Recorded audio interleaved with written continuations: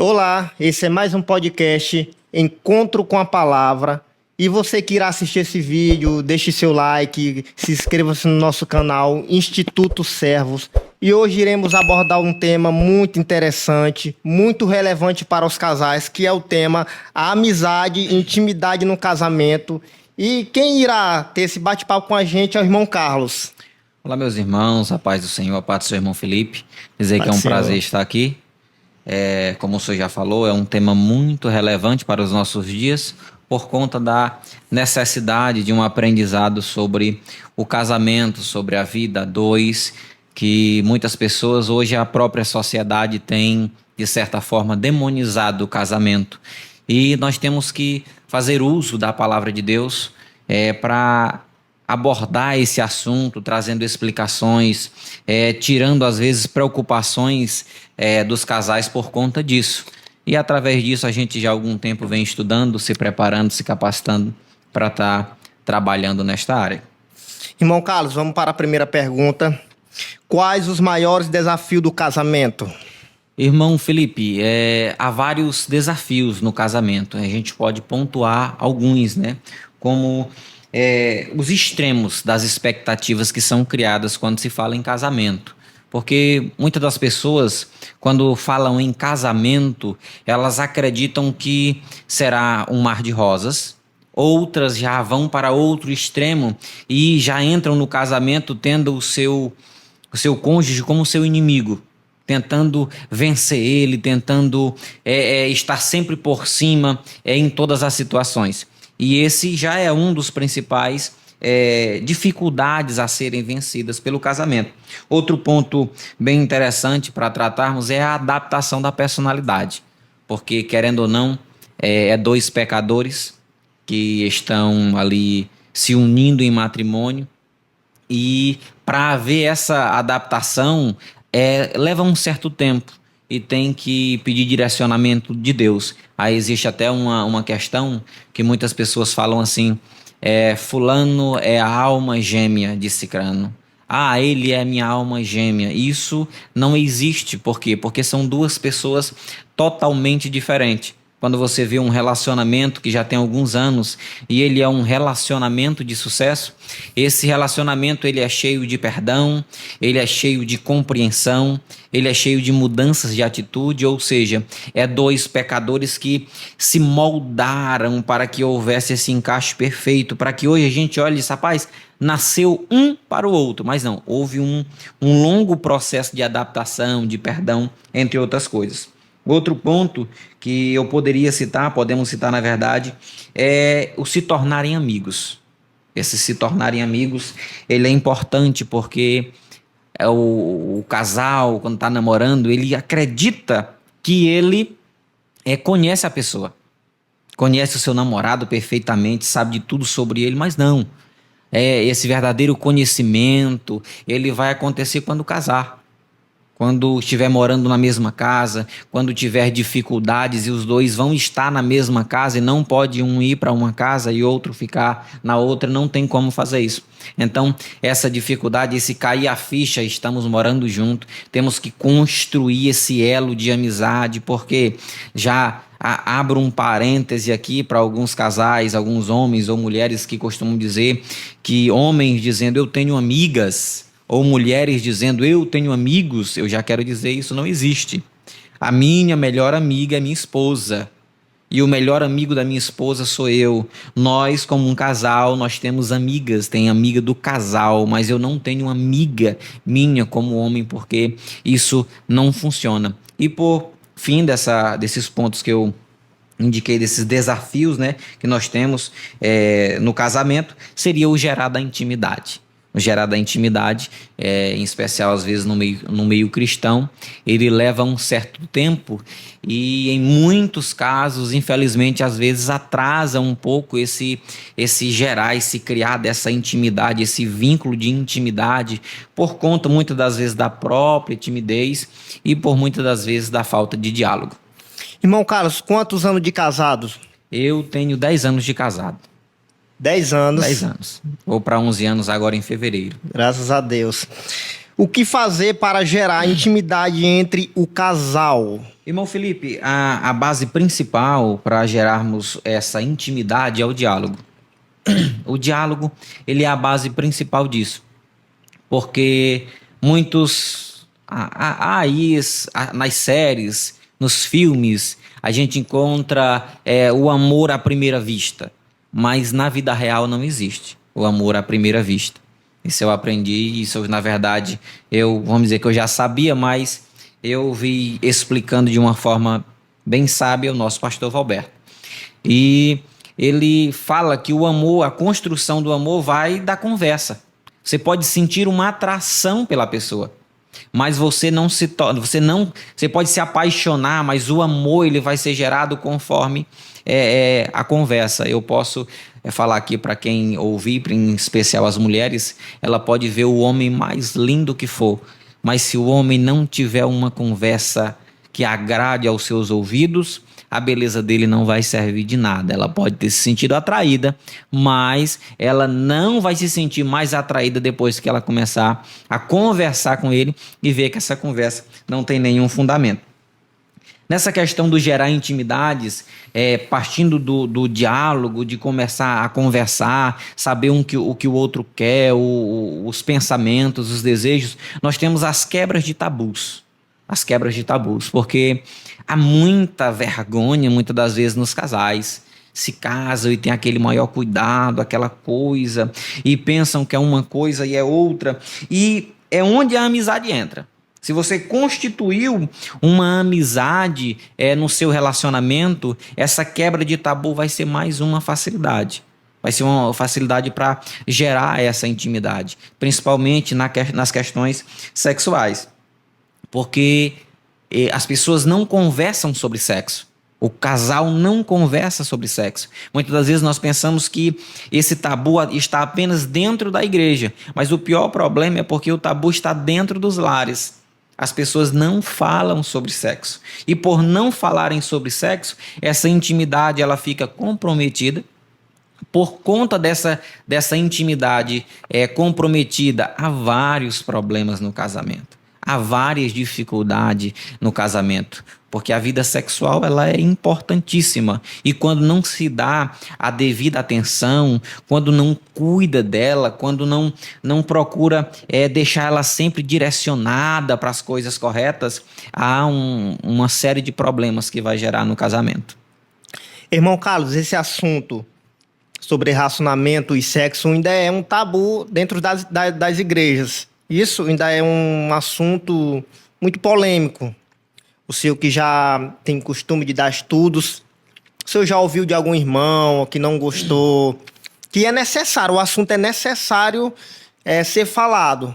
Sim, eu já ouvi algumas questões de algum irmão que ele menciona que não acha necessário porque não é preciso ensinar ninguém a fazer sexo, porque sexo todo mundo sabe fazer. E é aí, irmão Felipe, onde a gente encontra um erro.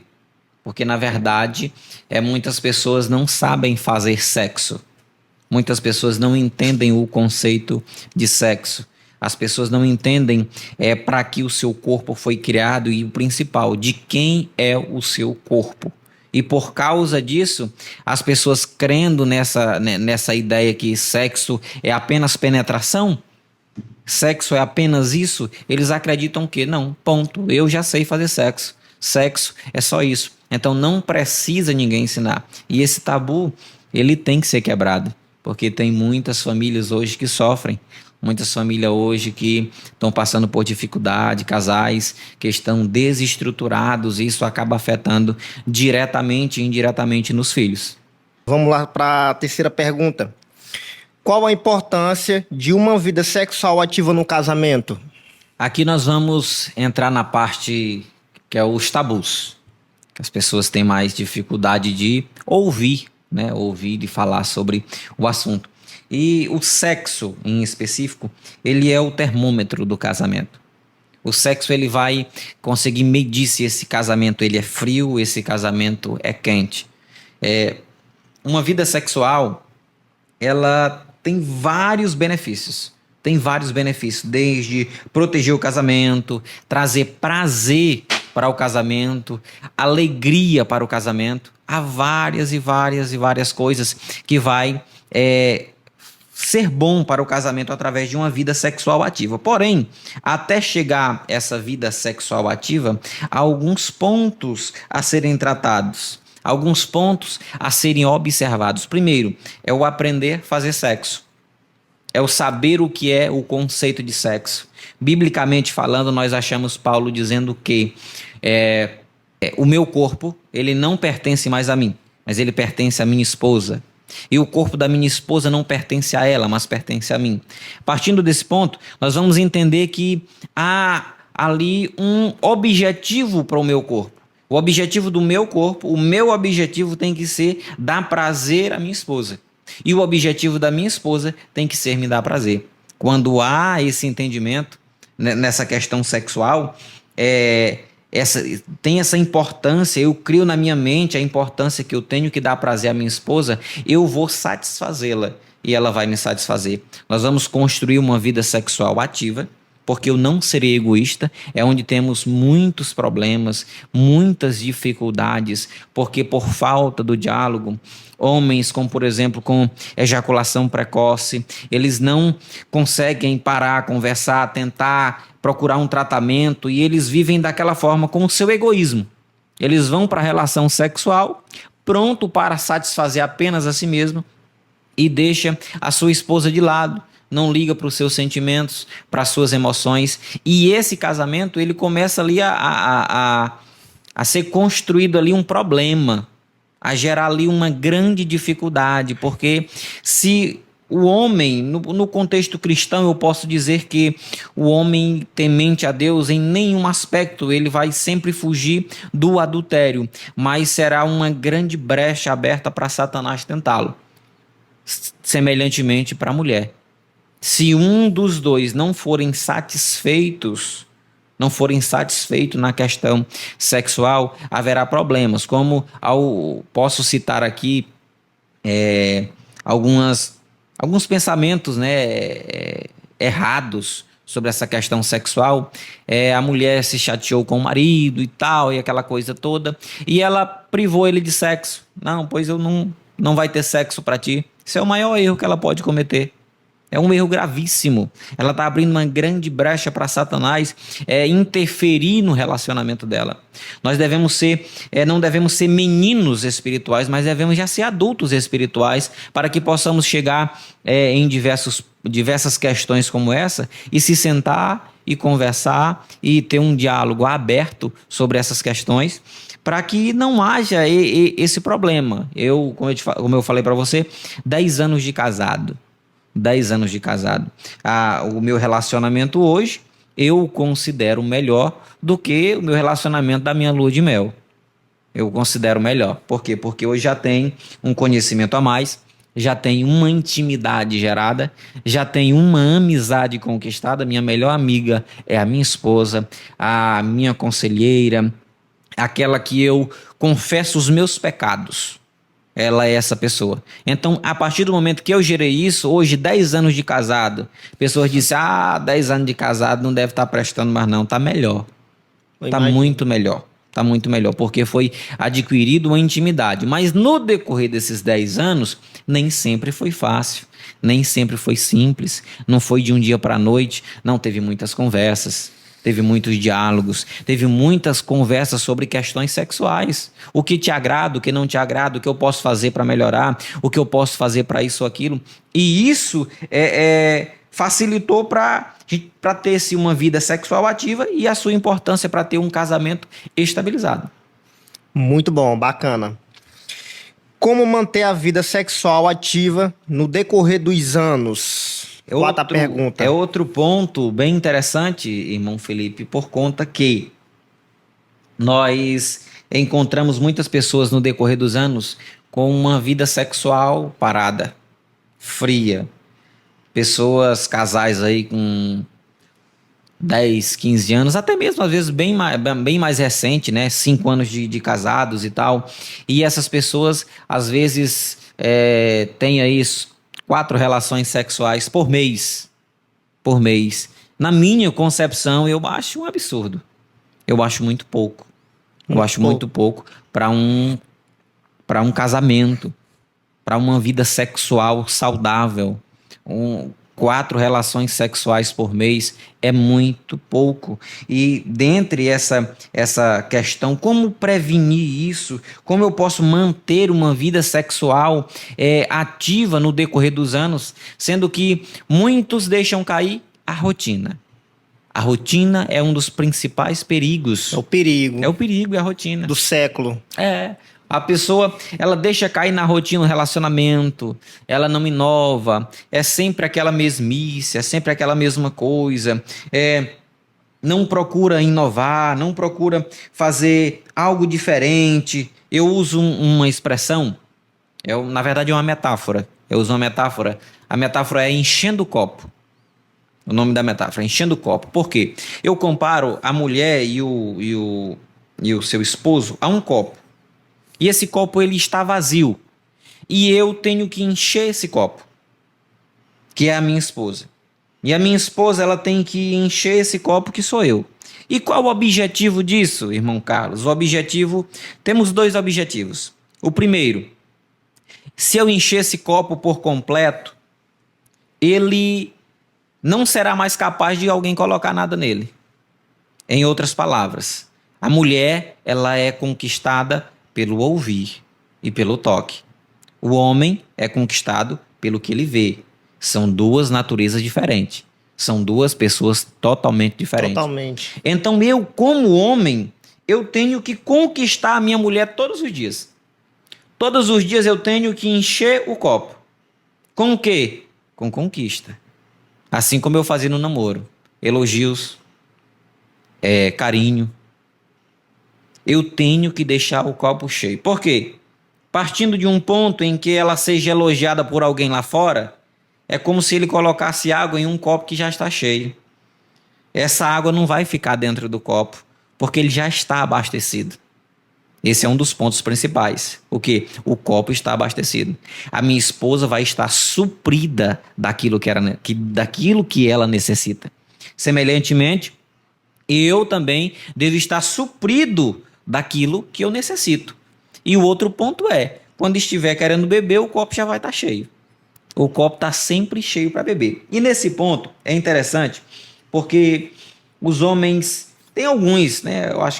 Eu creio que é poucos que, na verdade, fazem isso, mas não elogiam as esposas. Eu espero que sejam poucos. Não elogiam. No decorrer dos anos, eles não dizem que elas estão bonitas, diz que ela está linda, depois ela se arrumou para ir para o culto, caprichou, ajeitou o cabelo, botou um vestido, às vezes novo, e o irmão passa e nem liga, nem olha. E isso gera um problema. Isso você está deixando um vácuo. A mulher ela gosta de ser elogiada e ela tem que ser elogiada. E um ponto mais profundo aqui, que eu posso tratar na questão sexual tem muitos homens que não falam com suas esposas, não tratam ela, sexualmente falando, não deixam que elas se sintam desejadas. Tem mulher que nunca ouviu do marido a palavra de assim, minha filha, você está hoje gostosa. Alguém disse, irmão, pelo amor de Deus. O crente pode chamar a mulher dele de gostosa, a mulher dele pode. Ele pode, não só pode, como deve. A mulher dele, ela tem que se sentir amada, desejada. Ela tem que olhar para o esposo dela e dizer, rapaz, ele me ama tanto, ele me deseja. Ela tem que sentir isso. E quando o homem não toma esse posicionamento, quando o homem não toma essa atitude, fica uma lacuna. O copo não está cheio, o copo está seco. E o copo seco, ele está propício a alguém elogiar esse copo, vamos dizer assim, lançar um elogio para a esposa desse irmão, e ainda que ela olhe com a cara ruim, mas no coração dela, ela se sente feliz porque alguém viu, reconheceu a beleza dela, reconheceu que havia algo diferente. E os homens às vezes pecam nisso. E eles têm que mudar, eles têm que crescer espiritualmente disso. Muitos têm uma espiritualidade exagerada, mas ela é tão exagerada que eles acham um absurdo isso que eu falei. Dele passar durante o dia na casa, e estando eles dois, e ele tocar a esposa dele? Acham isso um absurdo? Isso tem que ser a coisa mais comum dentro de um casamento. Se você quer ter uma vida sexual ativa no decorrer dos anos, um dos pontos mantenha o contato físico. Um ponto específico, beijo. Um conselho a quem está me ouvindo: quer uma vida sexual ativa? Todos os dias faça um propósito. Todos os dias, converse com a sua esposa ou com o seu esposo. Todos os dias nós vamos dar um beijo. Mas não é um beijinho, não é um beijo. Um beijo mesmo cinematográfico, vou dizer assim. De cinema. Um beijo de cinema. Faça isso todos os dias, ainda que nem todos os dias haverá relações sexual, mas é lógico que você criará, você se aproximará do seu cônjuge de uma forma melhor. Então faça isso. Mulheres, conselho para vocês agora. Agora é a vez de vocês. O homem é atraído pelo que ele vê. Pelo que ele vê. Não custa nada uma vez por outra. Aí umas 2 vezes, 3 vezes no mês. Você botar aí uma roupa diferente. Para não irmos direto ao ponto. Mas se exibir um pouco para o seu esposo. O seu corpo é dele. Use o seu corpo para ele. Da mesma forma que ele pode tocar você durante o dia, faça a mesma coisa com ele. Procure estreitar esse contato para que com o decorrer dos anos não fique aquela vida fria, como 2 estranhos dentro de casa. Não. O correto é ser amigos e amantes. É a pessoa que eu gosto de conversar, é minha esposa. Mas também a pessoa não é apenas só para conversar. A vida sexual, ela tem que estar ativa. Outro ponto para os homens aqui muito importante. As mulheres, elas gostam de ser elogiadas. As mulheres tendem a ser mais românticas. Descubra sua mulher gosta de flores. Mande flores para ela. Isso é importante. Mande flores para ela. Leve ela para jantar, faça um esforço. Vá lá, vai numa praça comer um sorvete. Faça um esforço. Tenha um momento a 2. Faça um esforço. Outra é um café da manhã. Irmão, pois eu vou esperar o dia do aniversário dela. Não espere não. Pegue um dia aleatório. Um dia que ela não esteja realmente esperando, que realmente seja uma surpresa. E continue elogiando constantemente. Continue todos os dias elogiando ela. Continue todos os dias observando a sua esposa. Vendo as mudanças. Se ela mexeu, fez um penteado diferente, elogie, mas faça alguma coisa. Irmão Carlos, nesse decorrer da sua vida, já aconteceu do seu relacionamento fraquejar e você parar para pensar e falar: rapaz, eu tenho que fazer alguma coisa? Assim, irmão Felipe, eu vou mudar só apenas o termo, né, da questão do fraquejar, mas houve momentos, sim, difíceis. Houve momentos difíceis. Complicados, principalmente os primeiros anos. Casei com 19 anos, era novo, jovem, e ela também jovem, 19 anos, e às vezes a gente não tem um entendimento correto como deve funcionar, como deve agir, mas Deus nos concedeu uma graça. E a gente criou um costume. Eu e minha esposa criamos um costume que eu aconselho a vários casais. E aconselho hoje aqui a quem for ouvir essa mensagem. Todas as vezes que tivemos algum problema, a gente sempre se sentou. Se eu via algum problema na minha esposa, eu chamava ela, sentava e dizia assim: me diz uma coisa, o que é que tu quer que eu mude? Eu estava vendo o problema nela, mas a minha primeira pergunta é: o que é que tu quer que eu mude? E ela dizia assim: eu quero que tu mude isso, isso e isso. E eu disse: tudo bem, eu vou me esforçar para mudar isso. Agora eu vou te pedir uma coisa para tu mudar também. Ela disse: pode pedir. Eu quero que tu mude isso, isso e isso. E semelhantemente, quando era o inverso, ela fazia a mesma coisa. Eu quero falar contigo, senta aqui.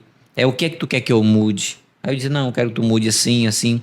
E hoje, depois de 10 anos de casado, eu não lembro mais a vez que foi necessário mais fazer isso. Porque criou-se uma intimidade. Eu já sei o que ela não gosta.